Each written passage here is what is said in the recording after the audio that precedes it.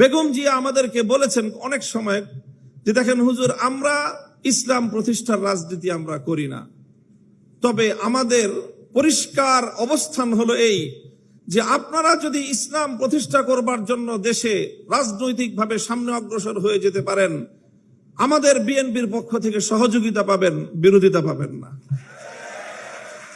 আমি আজকে আপনাদের এই উপস্থিতিকে বেগম জিয়ার দুটি কথা উদ্ধৃত করতে চাই।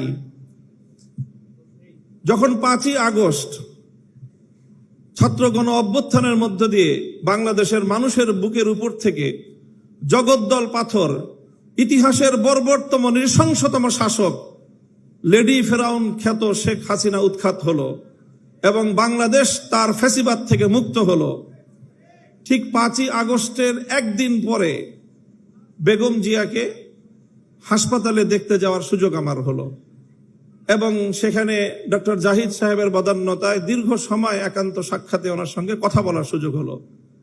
চিন্তা করেন, যেই মহিলা অশীতিপর বয়সে জীবন মৃত্যুর সন্ধিক্ষণে দাঁড়িয়ে যার দ্বারা এমনভাবে নিগৃহীত হয়েছেন, অপমানিত হয়েছেন, নিজের প্রিয় বাস্তু ভিটা তাকে ছাড়তে হয়েছে এবং জীবন মৃত্যুর মাঝামাঝি দাঁড়িয়ে বছরের পর বছর কারাগারে তাকে নিক্ষিপ্ত থেকে মৃত্যুর প্রহর গুনতে হয়েছে, যার উপর অত্যাচার এবং নির্যাতনের কোনো সীমা ছিল না, সেই বেগম জিয়া যখন জানতে পারে তার সামনেই তো ঘটছিল বাংলাদেশের এই পরিবর্তন, পট পরিবর্তন, শেখ হাসিনার এই পতন, স্বাভাবিকভাবেই তখন তো তার সঙ্গে কথা বললে প্রতিক্রিয়ার মধ্যে শেখ হাসিনার কিছু পর্যালোচনা, শেখ হাসিনার শাসনামলের কিছু জুলুম নির্যাতনের কিছু বিবরণ, তার ক্ষোভ, তার দুঃখ, মর্মবেদনার কিছু গল্প উঠে আসার কথা। আমি বিস্ময়াভিভূত হলাম।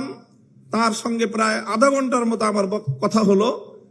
তিনি আধা ঘন্টার মধ্যে একবারও শেখ হাসিনার নাম উচ্চারণ করেননি। তিনি পূর্ণ সময়টা দুটি কথা বলেছেন।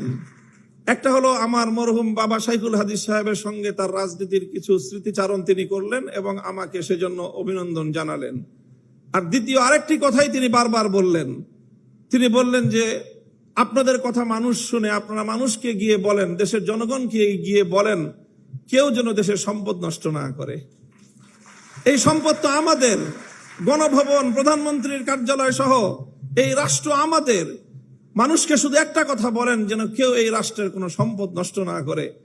আমি অভিভূত হলাম যে এই পরিস্থিতিতে একজন মানুষ, তার কিন্তু নিজের অতীত জীবনের দুঃখ কষ্ট নিয়ে কোনো ইতিহাস তার মনে নেই, তার শুধু মনে দেশপ্রেম, মানুষের ভালোবাসা, দেশের সম্পদের ভালোবাসা, দেশটা যেন এগিয়ে যেতে পারে।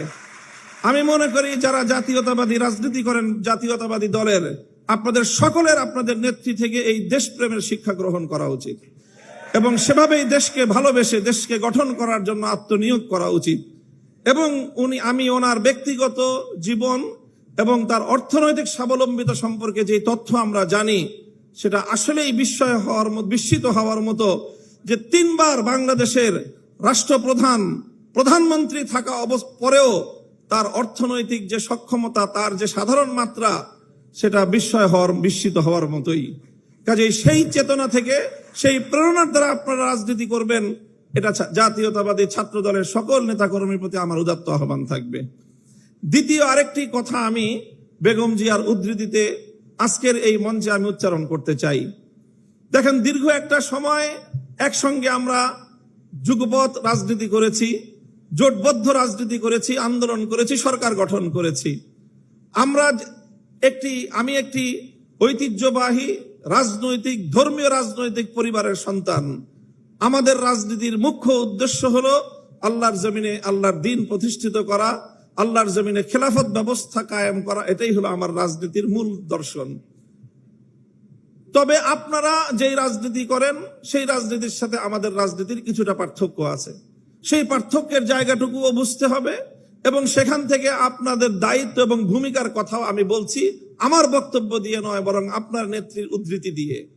বেগম জিয়া আমাদেরকে বলেছেন অনেক সময় যে দেখেন হুজুর, আমরা ইসলাম প্রতিষ্ঠার রাজনীতি আমরা করি না, তবে আমাদের পরিষ্কার অবস্থান হলো এই যে আপনারা যদি ইসলাম প্রতিষ্ঠা করবার জন্য দেশে রাজনৈতিকভাবে সামনে অগ্রসর হয়ে যেতে পারেন, আমাদের বিএনপির পক্ষ থেকে সহযোগিতা পাবেন, বিরোধিতা পাবেন না।